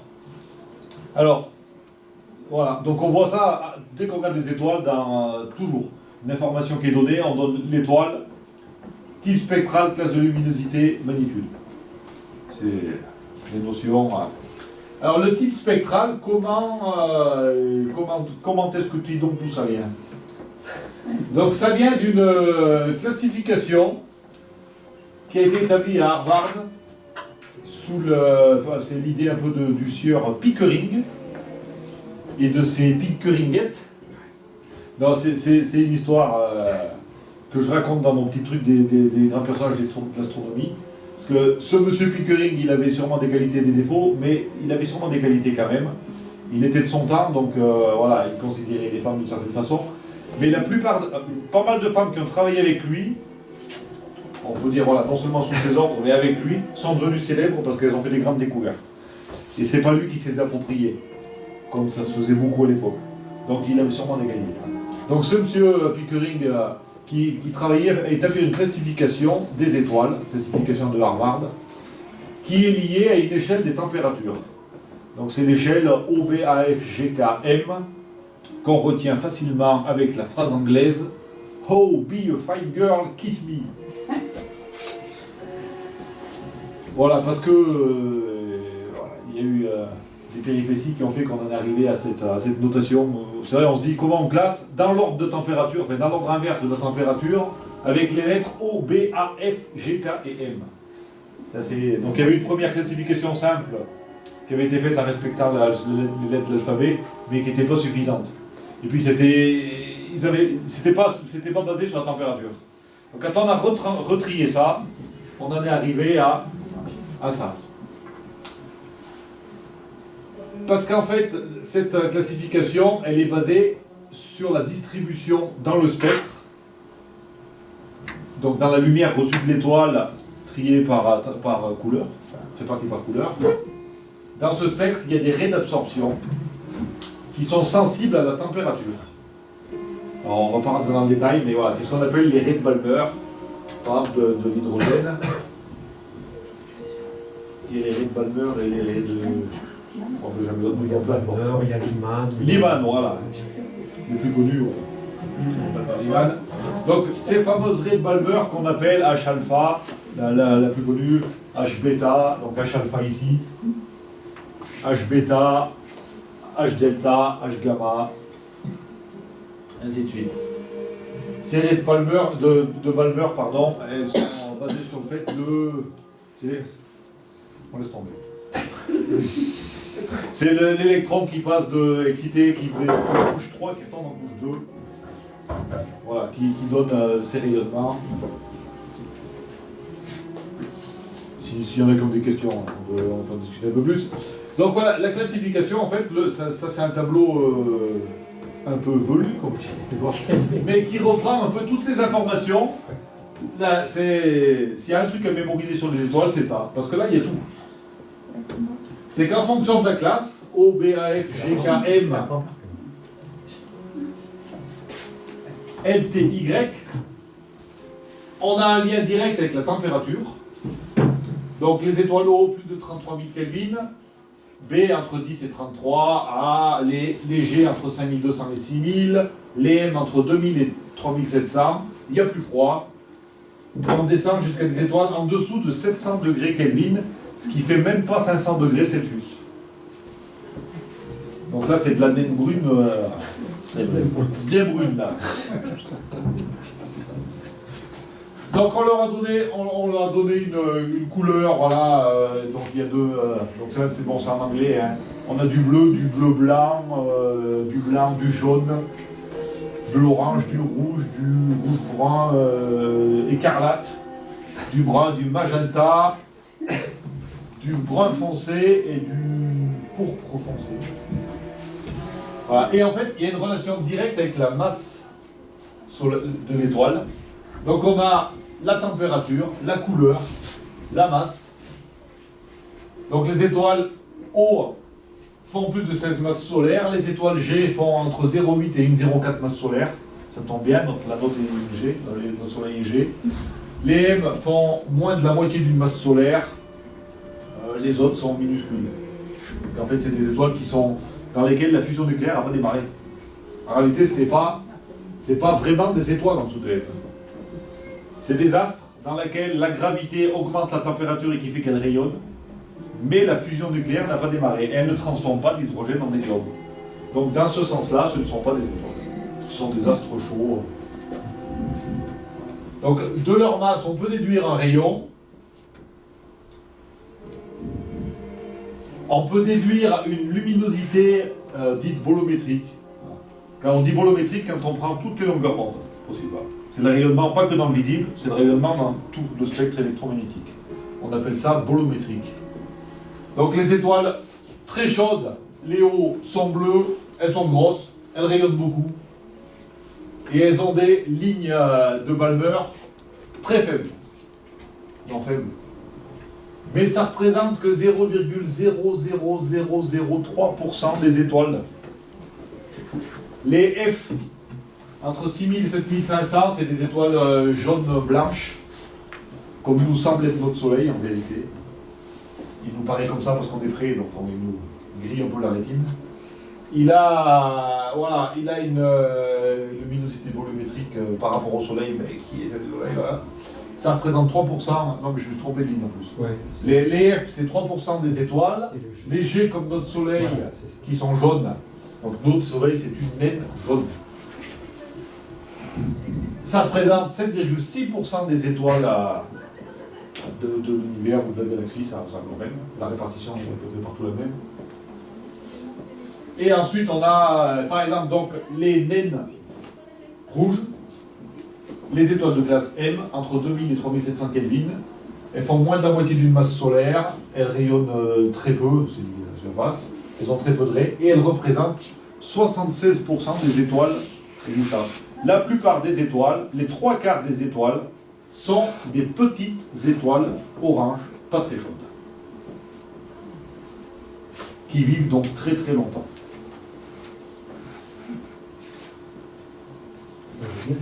Il est bien ce tableau, hein. Il faut le faire en poster au-dessus de son lit. Mademoiselle, si tu attaques toute petite, tu pourras t'en rappeler tout bientôt. Donc en plus de ces de ces classes, Non, travaillons bien. de ces types spectraux, pardon, c'est pas des classes, donc en plus de ces types spectraux, on a rajouté des petits types additionnels. Bon, il y en a des myriades, on pourrait dire. Donc, par exemple, les variables lumineuses bleues, les luminous blue variables, du type Eta Carinae, qui sont magnifiques. Voilà, elles sont de type LBB, en plus d'avoir un type spectral lié à leur température, en gros, et leur masse. Donc. Il y a des étoiles très particulières qui sont des étoiles de Wolf-Rayet, elles ont un type spectral, en plus, WR. Donc elles vont être O7... On n'a pas parlé de ça, non, c'est juste après. O7 1A WR. Donc voilà, il y en a plein comme ça. Il y en a des étoiles qui sont très connues, très appréciées par Jeanne et Michel. Ce sont aussi des étoiles très particulières, ce sont les étoiles dites carbonées. Donc avant elles étaient type C, et maintenant en fait ça a été subdivisé. C'est pour ça qu'on a. C'est comme ça que le truc c'est compliqué, c'est parce que même nous, même aujourd'hui, on a inventé un type C pour carboné, et puis on a dit non mais en fait C ça suffit pas, on va mettre R, N et S. Voilà. Et donc ces étoiles carbonées, c'est parce qu'elles ont une atmosphère, elles ont de la poussière qui les entoure, et elles chauffent cette poussière et elles rayonnent en rouge. Alors que c'est pas directement lié à leur taille ni à leur température. Donc. Elles feintent. C'est en général des étoiles G, K ou M qui... voilà. Alors en plus, donc notre Soleil c'est un type spectral G2. Donc il est ici, G, et il y a une subdivision par 10. Donc chaque tranche est coupée en 10. De gauche à droite, donc du chaud vers le froid. Donc G0 c'est plus chaud que G9. Donc un coup on va dans un sens, après on numérote en décimale dans l'autre sens. Vous nagez bien, chef? Ça facilite bien les choses. Et vous y rajoutez la magnitude. C'est voilà. C'est un peu dans tous les sens. Bon, qu'est-ce que vous nagez bien, chef? Ouais, c'est ça. Avec un marteau, non. Donc c'est pour ça que notre Soleil c'est un G2, donc entre 6000 et 5200 précisément. Voilà, G2 on peut dire que c'est autour de 5600 en 60 degrés. C'est pour affiner la précision.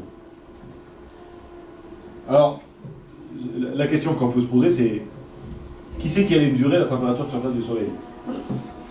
Mais en fait, avec des propriétés de rayonnement du corps noir, etc., on peut connaître assez précisément, à quelques dizaines de degrés près, la température qui semble être rayonnée par le Soleil. Parce que quand on dit la température de surface du Soleil, le Soleil c'est une boule de gaz et il n'a pas franchement de surface. Ça se dilue petit à petit. Donc il y a un moment, voilà. Donc on a une apparence d'un rayonnement, et ce rayonnement, il nous semble provenir d'une surface, et ce rayonnement, en fait, on peut le mesurer par des propriétés physiques pointues. Et ça nous permet d'obtenir sa température de surface à quelques dizaines de degrés près. Et donc de classer là-dedans très précisément, parce que ça a une importance. Voilà, en plus de ça, il y a des préfixes qui peuvent être ajoutés, des petits D pour les étoiles naines de faible luminosité, des grands D pour les étoiles à matière dégénérée. Donc la matière dégénérée, c'est des histoires d'électrons, la matière dégénérée, là, c'est une catastrophe là. Oui. Mais c'est pas bon signe, celles en matière dégénérée, c'est que... Des petits C pour des étoiles super géantes, très brillantes, voilà, il y a des... Et alors, à chaque fois qu'on trouve une étoile un peu bizarre, et ça manque pas, il faut rajouter une lettre ou une catégorie, etc. Et il y a des suffixes, avec une liste au moins aussi fournie que les préfixes. Donc voilà pour les types spectraux. Donc ça c'est le Soleil G2, c'est son type spectral. Après j'ai quelques exemples. Voilà. On en a vu tout à l'heure avec Jean-Luc qui a parlé de Rigel, etc. L'autre notion importante, donc c'est ces lignes dans le diagramme HR, ces lignes qui situent les étoiles très très lumineuses, les super géantes très lumineuses, jusqu'aux naines blanches. Donc ces différentes lignes, ce sont ce qu'on appelle les classes de luminosité. Donc c'est la classification MKK de Yerkes, qui attribue donc une classe à des catégories d'étoiles et qui correspond à une échelle de rayon. Parce qu'en réalité, la quantité d'énergie qui est produite, elle dépend de la masse, et la façon dont elle est rayonnée, elle dépend que de la surface de l'étoile, donc de sa taille. Voilà, donc ce qui fait qu'on a des étoiles massives, très grosses, des massives moins grosses, les étoiles en fin de vie, elles peuvent être très grosses et pas massives. Elles enflent parce qu'elles sont en train de mourir. Alors qu'une étoile comme Rigel, elle est massive et grosse et lumineuse, parce qu'il y a beaucoup de matière et qu'elle est assez grosse. Donc c'est une notion très importante de savoir si une étoile est grosse parce qu'elle est chaude et massive, ou si elle est grosse parce qu'elle est en train de mourir. C'est essentiellement ça qui caractérise. Voilà, parce que sinon, grosso modo, il y a un lien direct entre la taille et la masse. Dans la séquence principale, dans la phase normale de vie d'une étoile, d'un truc, il y a un lien direct quasiment entre sa taille et sa masse. C'est après que ça se corse, et c'est là que c'est bien intéressant de savoir, de mettre des classes. Donc cette classification, elle n'est pas faite aussi au pif en disant oh celle-là, est-ce que j'arrive à décacher avec mon pouce? Ça, c'est la méthode Michel, ça. Voilà. Il mesure avec des doigts et des pieds, et des coudées. Non, c'est voilà. La plupart des mesures qui sont faites, elles sont basées sur l'étude du spectre, parce que l'information principale qu'on reçoit d'une étoile, c'est sa lumière. Et dans cette lumière, il y a plein d'informations.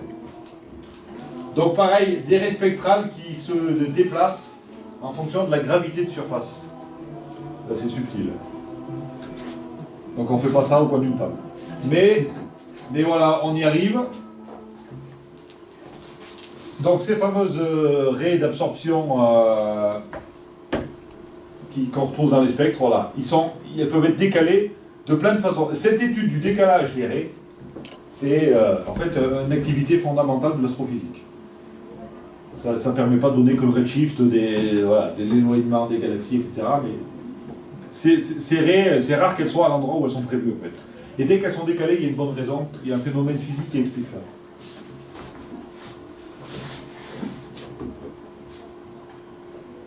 Voilà, donc la loi Stefan Boltzmann qui lie la luminosité, donc qui dit que la luminosité, elle est fonction de la surface de l'étoile. Donc vu que c'est une sphère, ça dépend de sa taille, de son rayon, pas plus que ça, et de sa température à la puissance 4, et d'une constante, parce que pour que ça tombe dans les valeurs qui correspondent à notre façon de calculer les choses. Voilà, donc c'est la surface par la température. Puissance 4. La température joue beaucoup. Donc la masse. Donc on en est arrivé dans le diagramme HR à cette classe de luminosité. Donc voilà, on en a déjà parlé. Hein. La classe sera les supergéantes lumineuses du type Herakis dans ses faits. Les supergéantes moins lumineuses. Sadalmelek dans le Verseau. On n'entend pas beaucoup parler de Sadalmelek. Pourtant c'est joli. Les classes 2, donc c'est les géantes brillantes du style d'étoile Pio-Rigae, donc dans le cocher évidemment. Tu connais celle-là, non? Jeanne qui connaît toutes les étoiles. Sadalmelek, vous ne connaissez pas? Oui, Sadalmelek, elle y est dans le jeu d'Opéris. Ah oui. Oui, j'avais mis Sadalmelek. 3, les géantes ordinaires du style Atalf dans le Cancer et Aldébaran dans le Taureau. Donc Aldébaran, c'est une géante ordinaire. Mais voilà. Donc 4, les sous-géantes, Mufrid dans le Bouvier, Al-Raï dans ses faits. Donc là, 5, donc c'est étoile de la séquence, on voit pas très bien la différence là, mais c'est ici. 5, ce sont les étoiles de la séquence principale, donc la diagonale, en bas à droite, vers le haut à gauche, dans le diagramme HR. Donc par exemple l'étoile Astérion dans le chien de chasse, ou le Soleil, qui est une étoile de classe 5. Et pourquoi tu dis d'âge 0? L'étoile séquence principale est d'âge 0. pourquoi j'ai mis ça? Bon, j'ai piqué ça à quelqu'un qui a mis ça, et je ne l'ai pas vu. Tu le notes? Je crois que la séquence principale a une petite épaisseur. Et je crois que l'âge 0, c'est le trait d'en bas. Je crois que les âges sont comptés à partir de là, de mémoire. Ah oui, d'accord. De mémoire, parce qu'il y a une épaisseur. C'est le début de la séquence. Ouais. De leur séquence. Ouais, mais c'est vrai que ça fait chaque année, puis on n'a jamais repéré ce coup. Non mais heureusement que je suis là, tu vois. Je crois que ah ouais. Ah, mais c'est des tableaux que, oui, que j'ai copiés, donc c'est vrai que j'ai pas ce Et la classe 6, donc les Sounen, qui sont en bas à gauche. Non, elles sont pas en bas à gauche, les Sounen. Elles sont... Elles sont sous la séquence possible. Ouais, elles sont à gauche, À gauche. à mi-hauteur. Ouais. Ouais. Parce qu'en bas à gauche, c'est les naines blanches. C'est ça. C'est les naines blanches. Donc là, les sous-naines du style, par exemple, Proxima. Proxima, du Centaure, qu'on ne verra pas. Il faudrait changer d'hémisphère. Voilà, donc je finis, je crois, avec le fameux diagramme Hertzsprung-Russell. Donc en ayant placé 3 étoiles, ou 4 même d'ailleurs. Donc, le soleil G2V, il est où? Il a quelle couleur? Vas-y, Dans la séquence principale, il est jaune. c'est le point là, c'est le point jaune, ici. Quoi, Donc il est bien à l'aplomb du G2 ici. J'ai dit V encore, hein, je dis toujours V. G2, donc c'est de G2 5, c'est surtout pas V. Et voilà, c'est bien G2 5, mais Je vois les sous-géants. j'ai une espèce de réflexe malheureux là-dessus, c'est terrible. Je vois les sous-géants en dessous de la séquence. Ensuite, Rigel en B8. 1A. Donc, c'est le point blanc. Pardon Tristan, je réponds à ta place. Oui, c'est le point blanc, donc en haut à gauche. Donc en B8, donc il est tout au bout du B, là, voilà, avant d'attaquer le A, parce qu'il y a B8, B9, A0. Donc c'est une étoile qui fait 17 masses solaires, 79 rayons solaires. Donc 80 fois plus gros que le Soleil, c'est vraiment être sérieux. Elle fait température plus de 10 000 Kelvin, donc c'est voilà, Rigel, c'est du sérieux. Donc Rigel, je vous rappelle, c'est l'étoile en bas à droite d'Orion. L'étoile bien blanche qui claque. Aldébaran, c'est une K5-3. Le Vas-y. rouge entre les influmineuses lumineuses et les géantes. Ici. Alors ici c'est pas bon quand on est là. Parce que quand on quitte la séquence principale vers la droite, c'est qu'on a fini sa vie d'adulte et qu'on attaque la vieillesse. Voilà. Et donc on quitte et on part par là. Vers la droite. Donc Aldébaran, voilà, c'est une étoile moyenne qui fait 1,1 masse solaire. Donc c'est grosso modo la taille du Soleil. Elle fait 45 fois la taille du Soleil. Parce qu'elle est vraiment en fin de vie, elle est en train de mourir. Donc elle expulse ses couches extérieures, ce qui fait qu'elle fait une taille gigantesque. C'est exactement ce qui va se passer pour notre Soleil. De toute façon, vu que tout est lié à la masse, elle fait la même masse que le Soleil, il y a quelque chose près, et notre Soleil va faire pareil. Voilà, donc notre Soleil va partir d'ici. Et il va venir là. Ensuite, il nous reste donc Bételgeuse en M1 1A. Donc il en reste qu'une. Point bleu. Donc le point bleu là-haut, donc en M1, c'est une étoile très froide, moins de 3000 degrés. Et en A, c'est qu'elle a une taille vraiment gigantesque. Donc effectivement, elle est vraiment gigantesque. Donc Bételgeuse, elle fait 15 masses solaires, ce qui est énorme, mais elle fait 1000 fois la taille du Soleil. Mais elle n'est pas bleue. Mais elle n'est pas bleue, donc. C'est ce que tu voulais dire? Bien. Voilà, parce qu'elle n'est pas bleue du tout. Elle est très orange et d'abord on la voit très bien aussi dans Orion. Hein. C'est celle en haut à gauche d'Orion. Et c'est une des deux étoiles qu'on arrive à... On ne voit pas qu'un point. Avec, pas à notre niveau. Mais avec les télescopes ALMA, on a réussi à fabriquer une image de la surface de l'étoile. On voit la surface de l'étoile. Il y a Bételgeuse et il y a... C'est peut-être Antares. Oui, je crois. Certainement, ouais. Et on est en train de se rendre compte que peut-être bien qu'Antares est encore plus près de mourir que Bételgeuse. Alors qu'on pensait que... Voilà. Donc Bételgeuse est très très instable puisqu'elle est même plus sphérique. faudrait qu'Antares pète l'été, quoi.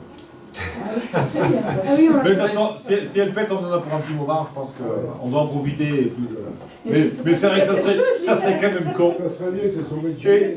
elle pète juste au mois de septembre, octobre, quand on ne la voit plus. Ouais. Et après, on nous dit, ah, faut aller dans l'hémisphère sud voir Antares qui brille jour et nuit. Et nous on la voit pas, et arrive au mois de mars, c'est fini. Un voyage. Si elle pète, je vais dans l'hémisphère sud, je vous garde. Et voilà. Bravo. Et donc, Bravo à tous les deux. En pratique, comment est-ce qu'on récupère le spectre d'une étoile? on prend un télescope. Derrière ce télescope, on met pas de prisme, parce qu'on n'utilise plus des prismes. Voilà, on met un réseau, un peu comme la surface d'un CD-ROM. Une surface plane avec des rayures alignées. Ça a pour effet de décomposer la lumière aussi de la même façon. Et donc on fait réfléchir la lumière sur ce réseau et on fait une image de ça. Et comment on sélectionne une étoile par rapport à une autre? On la sélectionne avec le télescope dans une fente. En fait, à l'arrière, à la sortie, voilà. Ouais, ok. Voilà, juste avant le réseau, on met une fente très très fine de quelques microns. On en a un au club, voilà, un appareil comme ça. Donc il y a une fente très très fine, donc c'est difficile de faire, parce qu'il faut arriver à bien... Réviser. Parce que vu qu'on met une fente pour occulter tout le reste, On voit plus le reste. on voit plus l'étoile. Donc il faut mettre une étoile qu'on ne voit pas, jusqu'à ce qu'on la voit dans la fente. C'est ça qui est drôle. Ça fait des soirées très sympathiques animées, avec des commentaires magnifiques.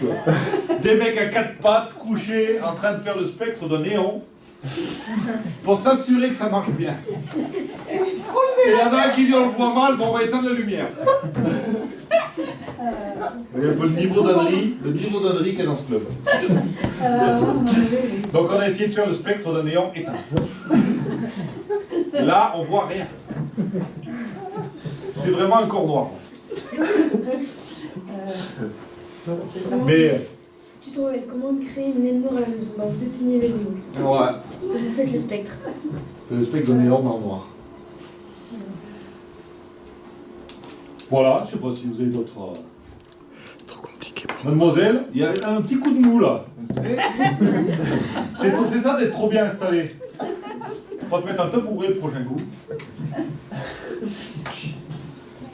Eh ben merci à tous et.